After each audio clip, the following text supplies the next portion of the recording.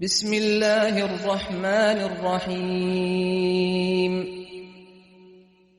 يا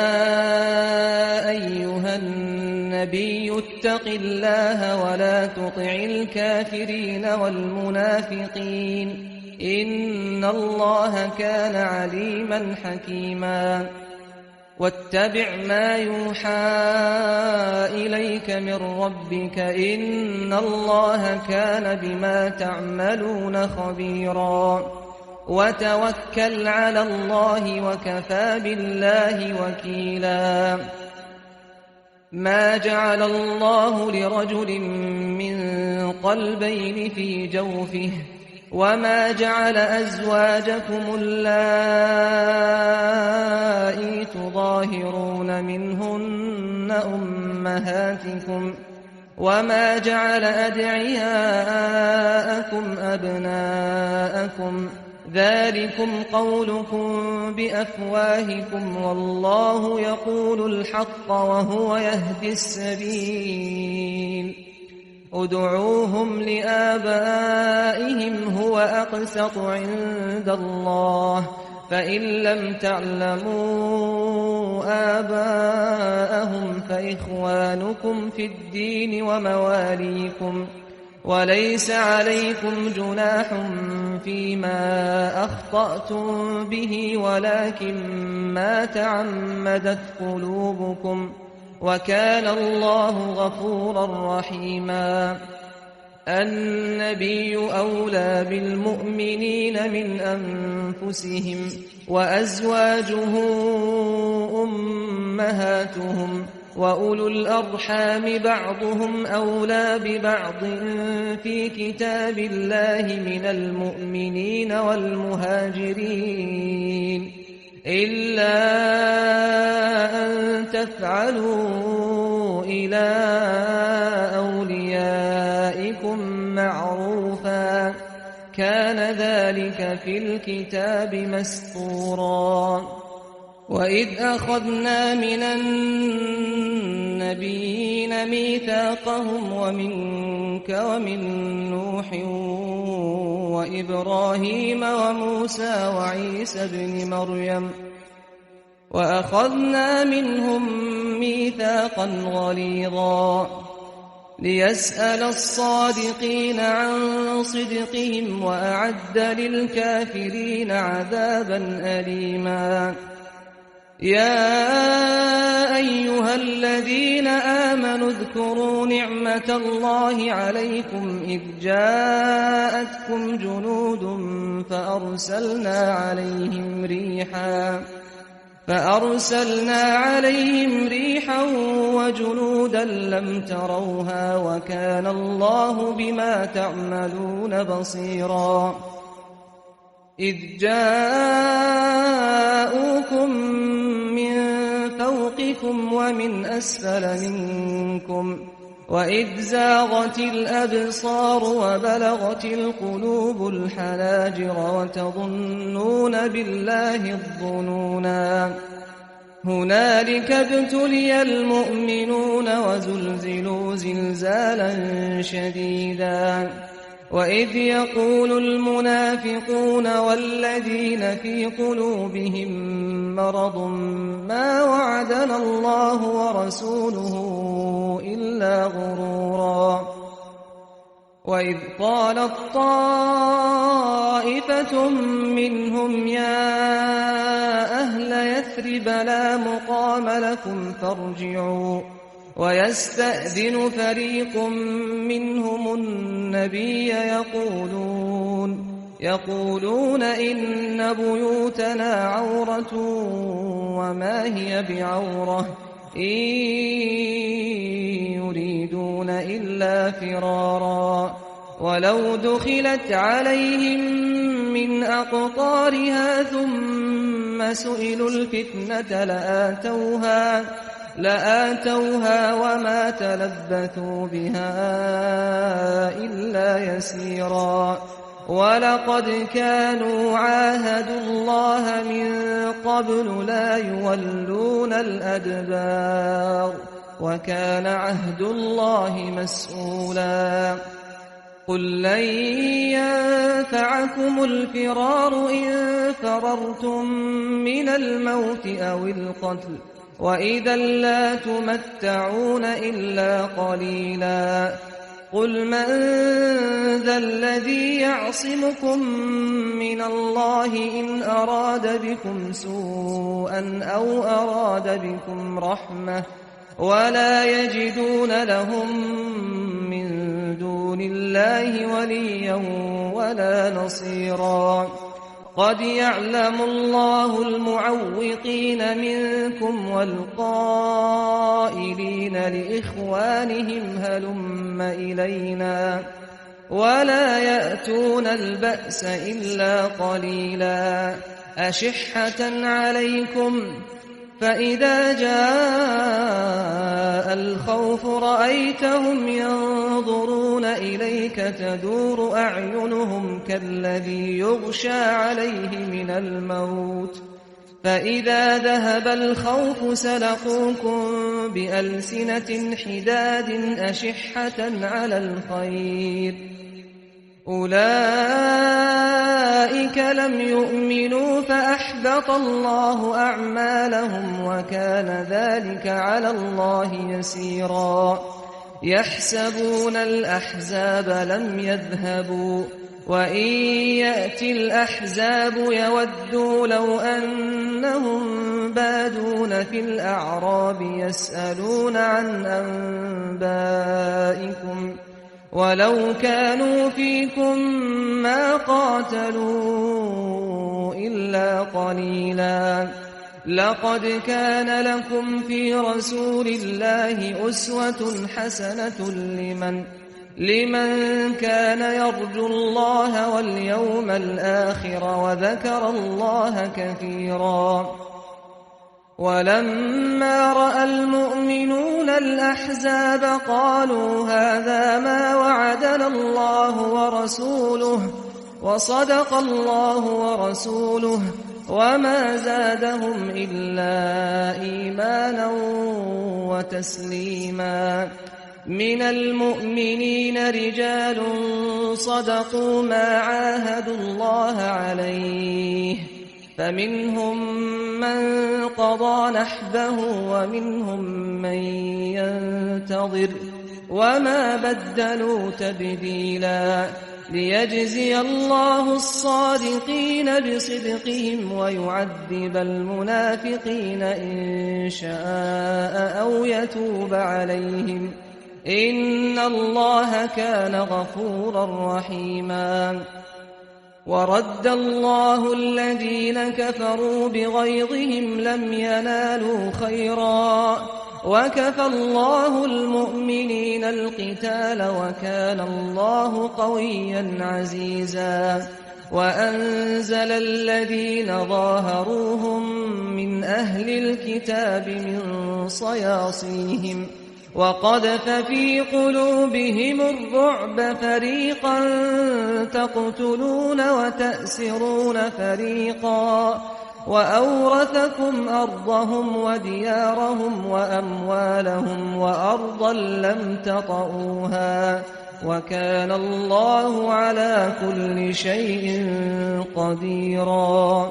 يا أيها النبي قل لأزواجك إن كنتن تردن الحياة الدنيا وزينتها فتعالين أمتعكن وأسرحكن سراحا جميلا وإن كنتن تردن الله ورسوله والدار الآخرة فإن الله أعد للمحسنات منكن أجرا عظيما يا نساء النبي من يأت منكن بفاحشة مبينة يضاعف لها العذاب ضعفين وكان ذلك على الله يسيرا ومن يقنت منكن لله ورسوله وتعمل صالحا نؤتها أجرها مرتين وأعتدنا لها رزقا كريما. يا نساء النبي لستن كأحد من النساء إن اتقيتن فلا تخضعن بالقول فيطمع الذي في قلبه مرض وقلن قولا معروفا. وقرن في بيوتكن ولا تبرجن تبرج الجاهلية الأولى وأقمنا الصلاة وآتينا الزكاة وأطعنا الله ورسوله إنما يريد الله ليذهب عنكم الرجس أهل البيت ويطهركم تطهيرا. واذكرن ما يتلى في بيوتكن من آيات الله والحكمة إن الله كان لطيفا خبيرا. إن المسلمين والمسلمات والمؤمنين والمؤمنات والقانتين والقانتات والصادقين والصادقات والصابرين والصابرات والخاشعين والخاشعات والمتصدقين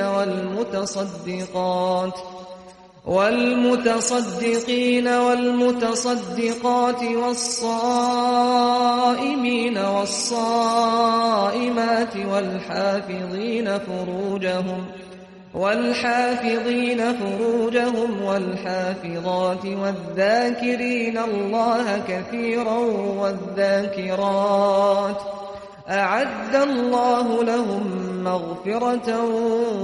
وأجرا عظيما. وما كان لمؤمن ولا مؤمنة إذا قضى الله ورسوله أمرا أن يكون لهم الخيرة من أمرهم ومن يعص الله ورسوله فقد ضل ضلالا مبينا. وإذ تقول للذي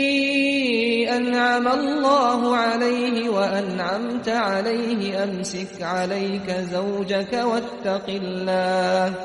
واتق الله وتخفي في نفسك ما الله مبديه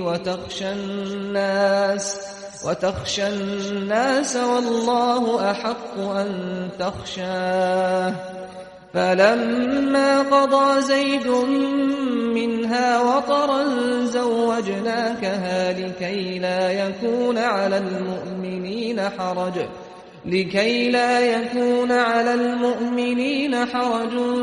في أزواج أدعيائهم إذا قضوا منهن وطرا وكان أمر الله مفعولا. ما كان على النبي من حرج فيما فرض الله له سنة الله في الذين خلوا من قبل وكان أمر الله قدرا مقدورا. الذين يبلغون رسالات الله ويخشونه ولا يخشون أحدا إلا الله وكفى بالله حسيبا. ما كان محمد أبا أحد من رجالكم ولكن رسول الله وخاتم النبيين وكان الله بكل شيء عليما. يا أيها الذين آمنوا اذكروا الله ذكرا كثيرا وسبحوه بكرة وأصيلا. هو الذي يصلي عليكم وملائكته ليخرجكم من الظلمات إلى النور وكان بالمؤمنين رحيما. تحيتهم يوم يلقونه سلام وأعد لهم أجرا كريما. يا أيها النبي إنا إِنَّا أَرْسَلْنَاكَ شَاهِدًا وَمُبَشِّرًا وَنَذِيرًا وَدَاعِيًا إِلَى اللَّهِ بِإِذْنِهِ وَسِرَاجًا مُنِيرًا وَبَشِّرِ الْمُؤْمِنِينَ بِأَنَّ لَهُم مِّنَ اللَّهِ فَضْلًا كَبِيرًا وَلَا تُطِعِ الْكَافِرِينَ وَالْمُنَافِقِينَ وَدَعْ أَذَاهُمْ وَتَوَكَّلْ عَلَى اللَّهِ وَكَفَى بِاللَّهِ وَكِيلًا يَا أَيُّهَا الَّذِينَ آمَنُوا إِذَا نَكَحْتُمُ الْمُؤْمِنَاتِ ثُمَّ طَلَّقْتُمُوهُنَّ مِن قَبْلِ أَن تَمَسُّوهُنَّ فَمَا لَكُمْ عَلَيْهِنَّ مِنْ عِدَّةٍ تَعْتَدُّونَهَا فَمَتِّعُوهُنَّ وَسَرِّحُوهُنَّ سَرَاحًا جَمِيلًا يَا أَيُّهَا النَّبِيُّ إِنَّا أَحْلَلْنَا لَكَ أَزْوَاجَكَ اللَّاتِي آتَيْتَ أُجُورَهُنَّ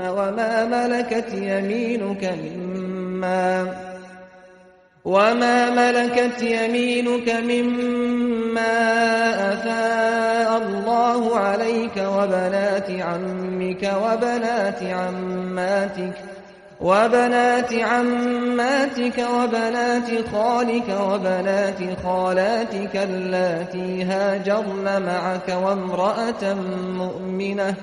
وامرأة مؤمنة إن وهبت نفسها للنبي إن أراد النبي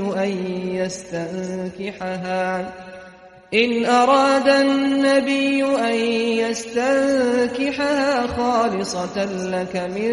دون المؤمنين قد علمنا ما فرضنا عليهم في أزواجهم وما ملكت أيمانهم لكي لا يكون عليك حرج وكان الله غفورا رحيما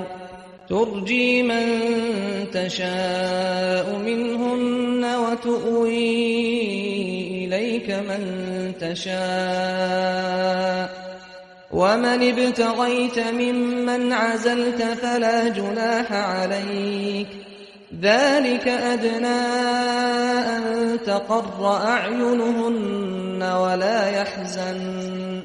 ولا يحزن ويرضين بما آتيتهن كلهن والله يعلم ما في قلوبكم وكان الله عليما حليما لا يحل لك النساء من بعد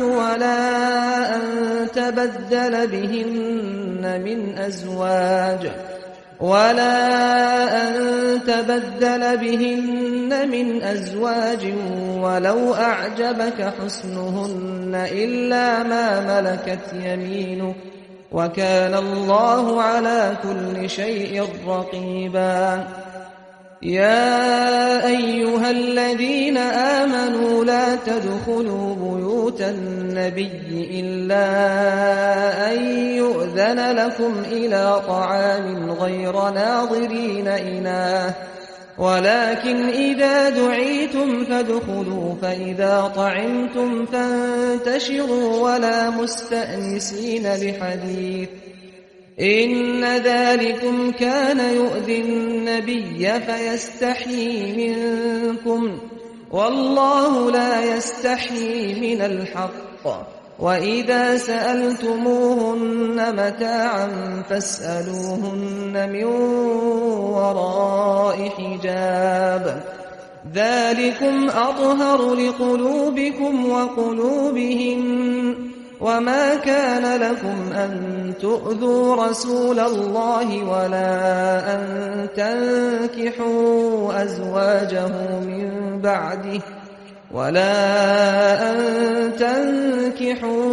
أزواجه من بعده أبدا إن ذلكم كان عند الله عظيما إن تبدوا شيئا أو تخفوه فإن الله كان بكل شيء عليما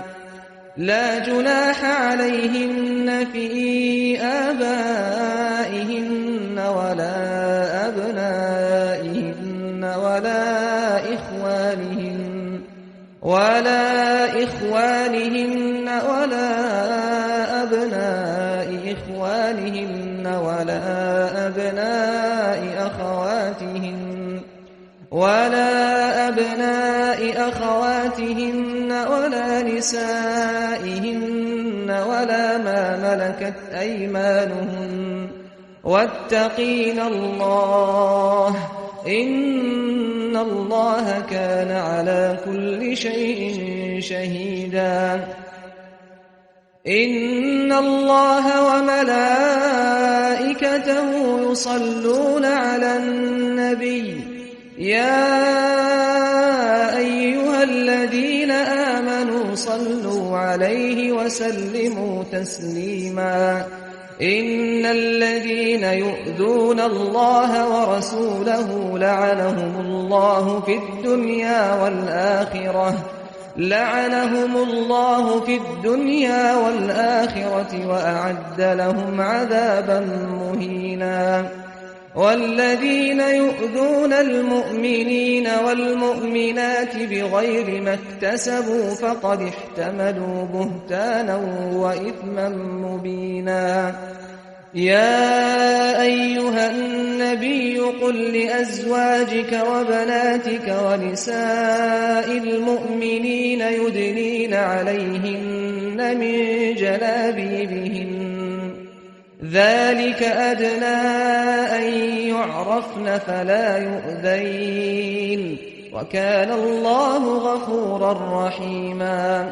لئن لم ينته المنافقون والذين في قلوبهم مرض والمرجفون في المدينة لنغرينك بهم ثم لا يجاورونك فيها إلا قليلا ملعونين أينما ثقفوا أخذوا وقتلوا تقتيلا سنة الله في الذين خلوا من قبل ولن تجد لسنة الله تبديلا يسألك الناس عن الساعة قل إنما علمها عند الله وما يدريك لعل الساعة تكون قريبا إن الله لعن الكافرين وأعد لهم سعيرا خالدين فيها أبدا لا يجدون وليا ولا نصيرا يوم تقلب